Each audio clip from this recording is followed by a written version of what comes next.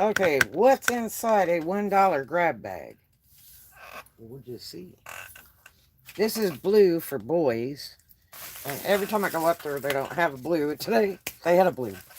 And, so, let's see. I'd rather save the bag if I can. Let's see, we can get this off.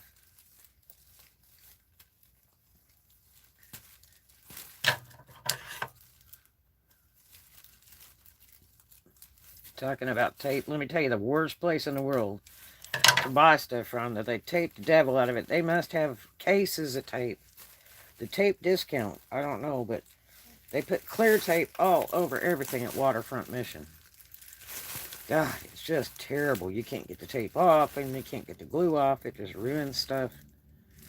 They're the masters of tape over there. This is from the church. They have a little second-hand store out in Niceville. And a lot of rich people donate to it all the time and stuff, and all the members of the church. It's going to ruin the bag anyway, darn it. So, I guess we'll just cut it off. So, this bag is the blue. That means boy. They have different color types for different stuff. Hello. And so, I've never seen what boy one, and I guess they finally told them, you need to make a boy one.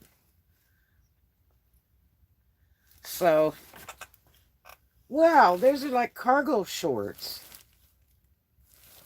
And those are actually very nice. Coliseur 38's Active Outdoor Lifestyle Clothing Company. Those are actually very nice. You know, guys like those things. See all the pockets and stuff and zippers. Wow. Okay, so that's interesting. Let's see what else we got here. Foundry.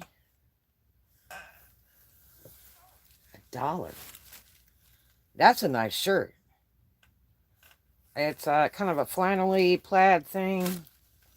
Foundry. This is like virtually new. You can still feel how crisp it is. It's all men's stuff. $1 grab bag. Look at this. Saddle bread.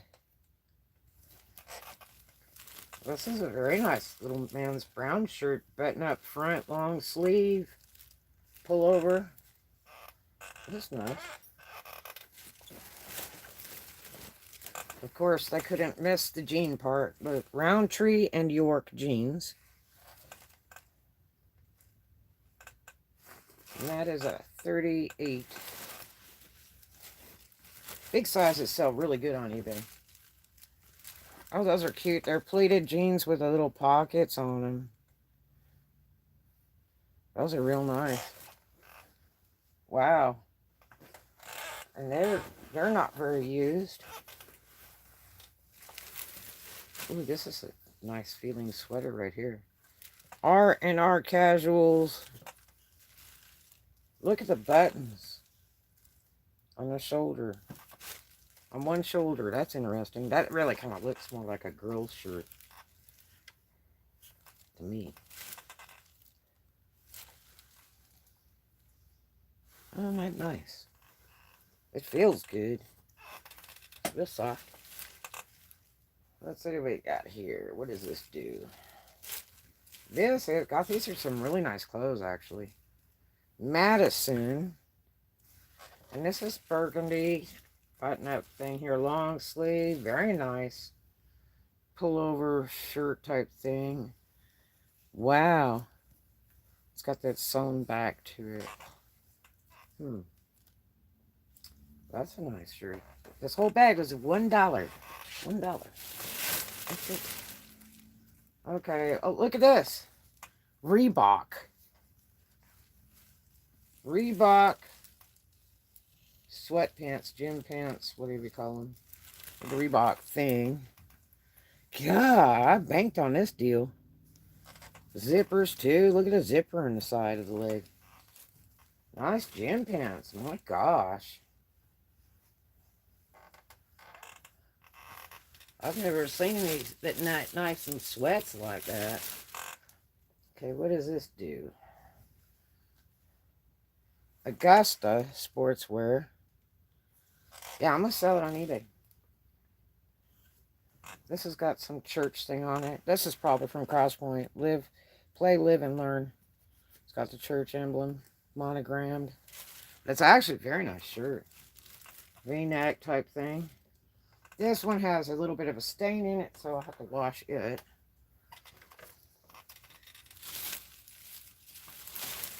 What does this do? This is like a Pendleton jacket with like a fake shearling to it. It says original windbreaker 1915, and it has an 800 number. Call this. It says call 1-800-242-2263. Cotton Rami polyester acrylic. It's got like a fake shearling in it, but it's a Pendleton type thing. So kind of like, you know, Pendleton jacket pockets. Oh, that's in really nice shape. Oh my gosh, it's got a big chewy zipper on it. That's nice. You know, so you don't have to like chase the zipper down to find it and all that and play with it. Wowee. So that's what we got for $1. All very nice pieces. That's right. So used clothes are going really good on eBay right now. That is a big, giant market right now. I was never a big fan of too much used clothes, any of that kind of stuff, but it's a cool side gig. There's people making huge money on used clothes on eBay. So if you have anything you want to sell, whatever, or if you're buying, add $10 to it and list it on eBay with shipping. Make your shipping. And do about $9 to $10 on a pair of pants, shipping. Shirts, like $8. And kind of go from there. And it's totally worth it. So that was a nice, cool find. I was glad to catch the blue bag because I never see them up there. And I didn't want to buy anything else but blue bag because men's clothes sells, you know, so much better than women's. And so I do a lot of name brand and men's clothes used on eBay, including my retail stock. So I list every single day. And but I ran in there to check on it, see if they had some things that I needed over there, and they really didn't have anything. So I was spending $2, and I just found 2 shirts, 2 men's shirts that were name brand. Paid $2, and then I looked over there, and I had that blue bag. And went, ooh, I got to get the blue bag. So I grabbed it, kind of looked to see if they had any others. I'd have bought all those. It's only $1. Got all that stuff, and that stuff's money. You make some good money on that name brand stuff for sure, but these are nice clothes. I can't believe they put that in there, unless they did it because it's winter clothes, maybe. They might have done it because it's mostly winter clothes, but there's people in the States that are in cold areas right now. It's not summer for them.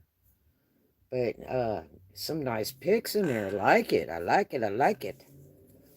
I hope they put out some more blue bags so I can check it out, because those I will photograph and list today. So I just drug it out of the car. It's been in there for a few hours. I didn't get to work till about 1. So it's been an interesting 24 hours. Trust me. I went by my mechanic to see about him putting my car up on the rack and check it from the creepo that was under my car yesterday morning. I did check back with the Santa Rosa Mall and talk to security. I left him a message yesterday. Didn't know if they got it or not. Talked to security guy today, and he was like, uh-oh. I said, yes. Really scary. So he's writing a report for it today, and they're going to keep an eye out for that car. Otherwise, I'm scared to go around there. I crawled under it. I couldn't see too much, except for maybe what looked like a weld mark near my muffler. I have 2 cats on the car, but they're not really that accessible. They're real hard to get to if you're trying to saw them or you know, try to cut them off, whatever. Because the front end there, it's very tight in there. But I mean, you could cut it from the back, but they're also clamped too. So you know, maybe they, you know, take it and just twist it and pull it off. I don't know. But I talked to a metal fabricator friend of mine, and said, look, you can make really good money if you would custom make a small piece of metal with some holes in it, and for people's cars, and then um you just say, okay, you bolt it yourself, put it on your car yourself, but I'll make you the piece. Just bring your car by and I'll measure it and cut it. And I told him, I said, when you get a chance, come look at my car, and I want to put an additional piece. I have a big steel skid plate underneath the front of my car, and it's terrible because every time I change the oil, like I can get to the oil, I just can't get to the filter. And my daughter and I used to take it out like Jack Flat, boom, boom. But when you're by yourself, it is a living nightmare to be under that car with a big, heavy steel pan. And you literally have to lay it on your body and, kind of drag it out and put it on tarp. And oh, it's so heavy to take it down and load it back up. And then put the bolts in it. Oh my gosh. It is so heavy. It's such a hassle. It is really something to take that pan off and put it back on if you're by yourself. And so, the only thing is, I mean, I could weld an additional piece right behind that pan. It's 1 foot by 1 foot or something.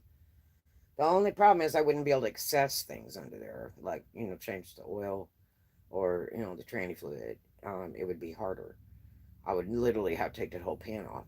But if there is a piece of metal that I could just bolt into stuff underneath there, and then that way when I want to work on the car, I just unbolt it and pull that little piece of metal off or something.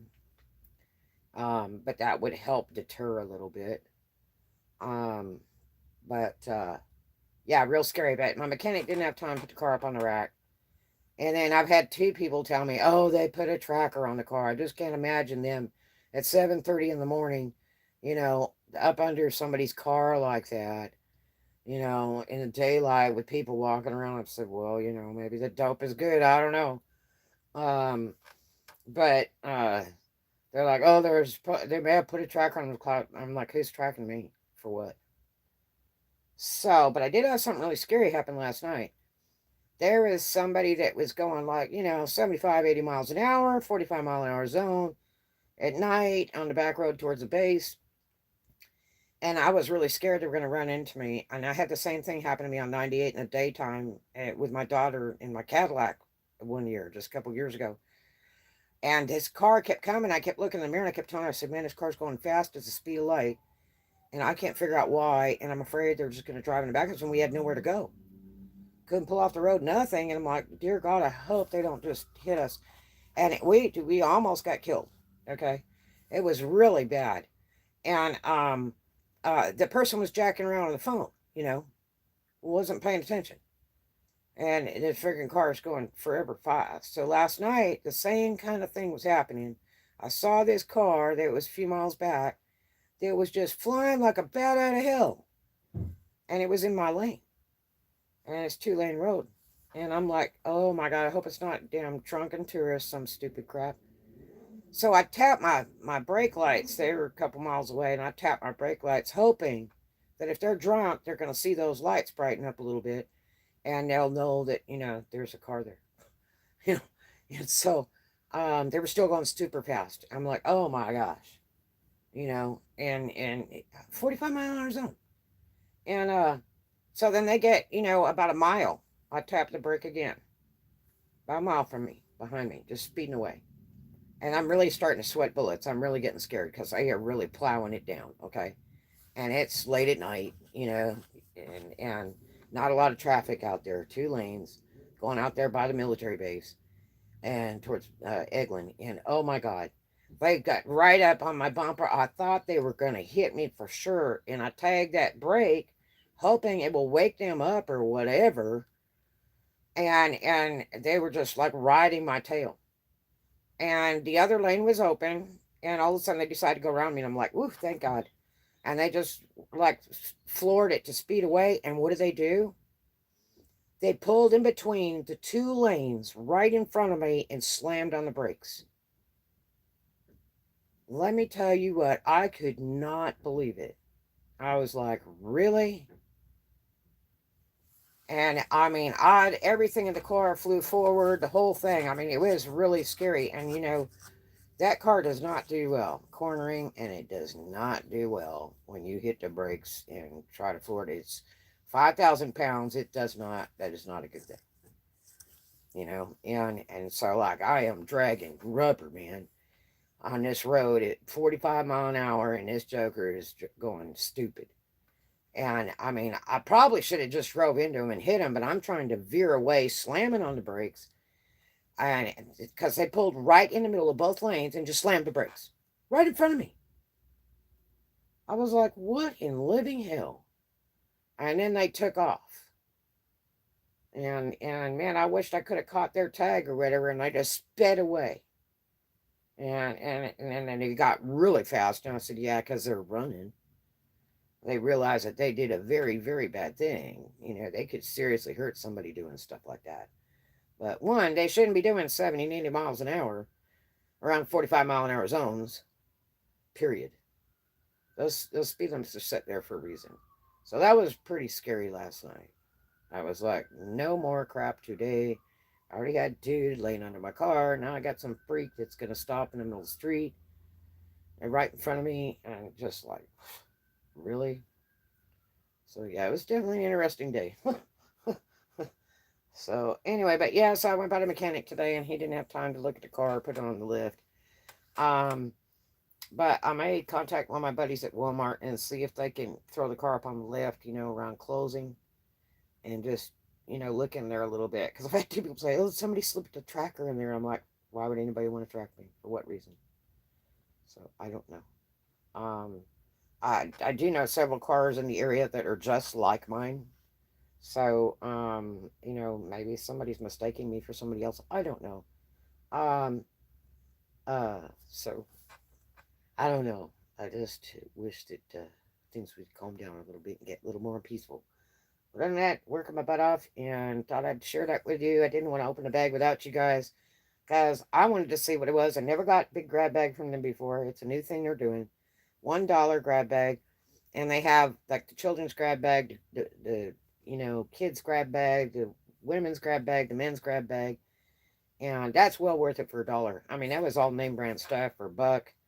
That was totally worth it, um, especially for what I'm using it for. I'm just gonna run it out on eBay, so I make good money on that stuff, especially that, what was that, the Reebok or something. That's really good money, all that stuff. So that was super fun. I hope we find another one soon when I'm out that way. I'm not out that way very often. But I've always bought from those people for many, many years. My house was hit by a tornado. George and I went and got lots and lots of stuff, a lot of his suits and stuff we bought there, and his ties, for work and stuff. And really helped us out a lot. Stuff for the baby.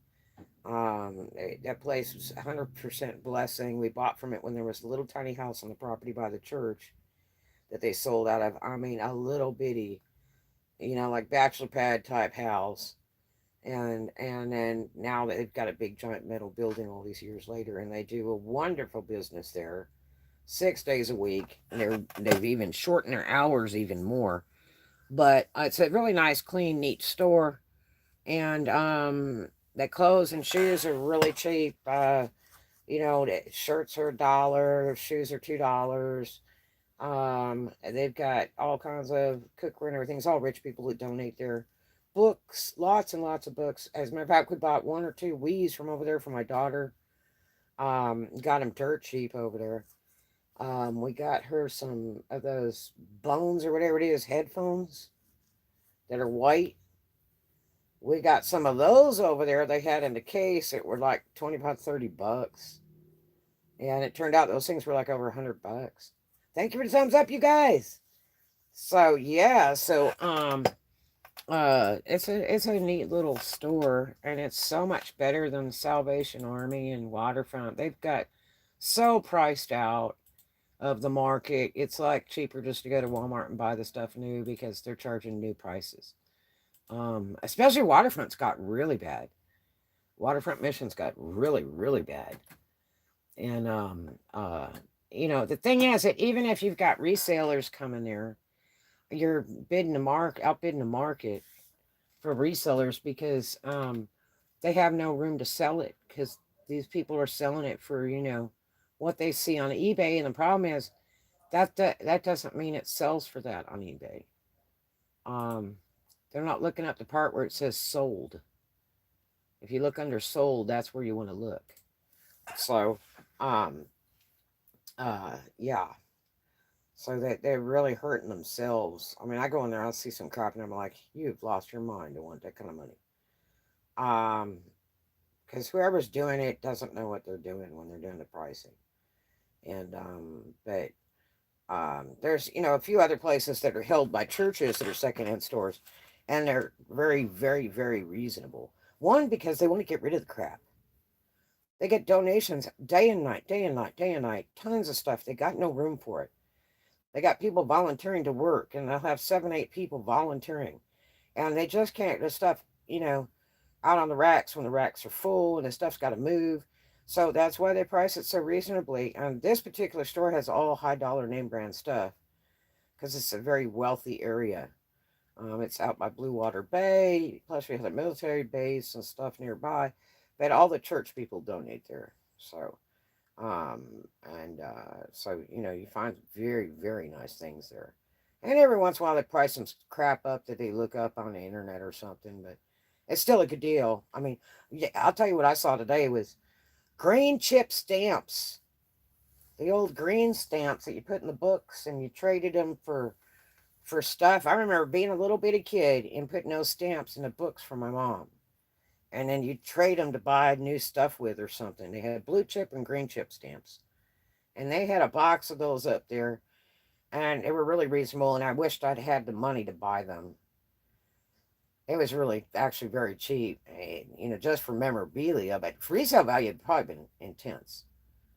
But green stamps, the S&W green chip stamp, whatever that you stuck in a little book, and then they had like a catalog or something. I can't remember exactly how it went. And so you would stick them in these books, and then you would have so many books you could trade them for stuff. I remember we used to trade them for stuff you could buy out of a book or something. Um, and that was a big deal. The blue chip and the green chip stamps. It was like, I think you got them when you bought groceries or something. And I can't remember how that goes. I was really little. But you would get these stamps and then you would put them in those books. And then they had some deal you could buy stuff with them brand new or something. And but it was a really good deal. I mean, it didn't take like a million books to get something good. And I don't know. I guess they stopped it. I had to look up see when they stopped all that. But might be dating myself over here.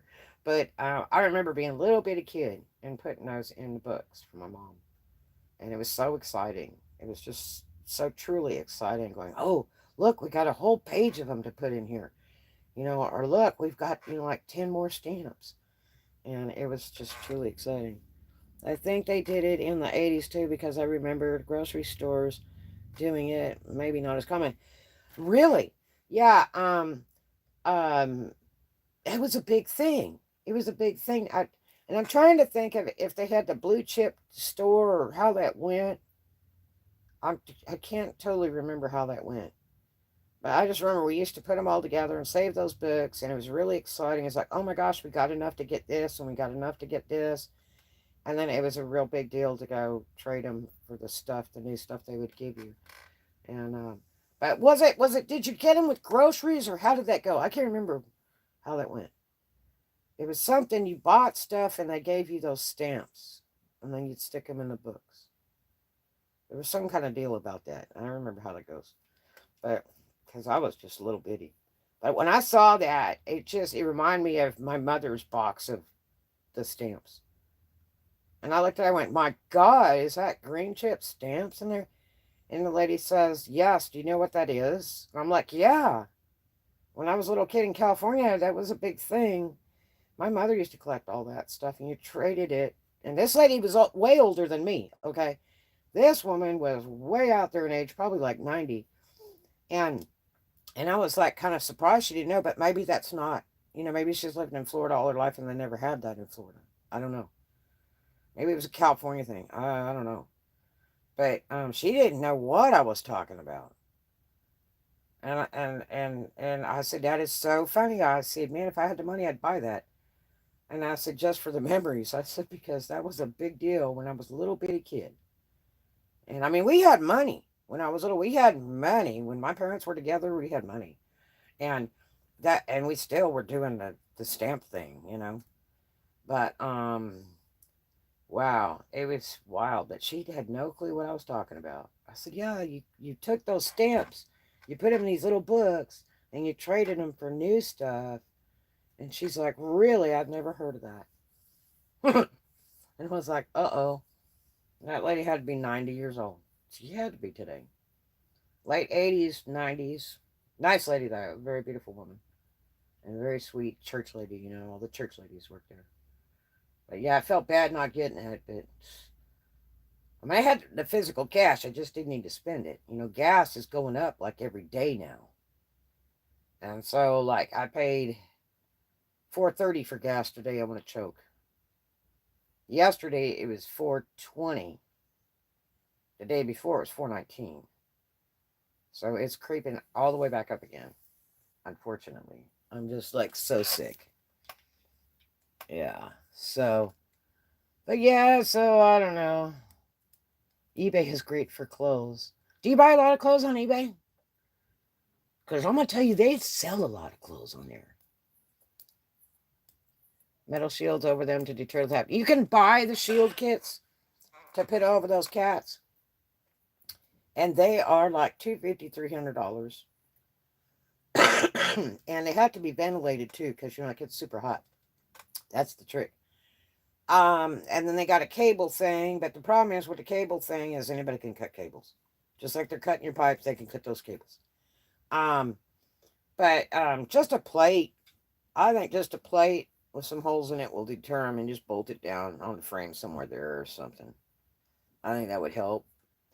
It just kind of covers the cats up, you know, and that way they can't easily get in there. You know, they'd have to unbolt it or cut that metal or something, you know. I think that would be the way to fly. Because I got two cats and a gigantic muffler.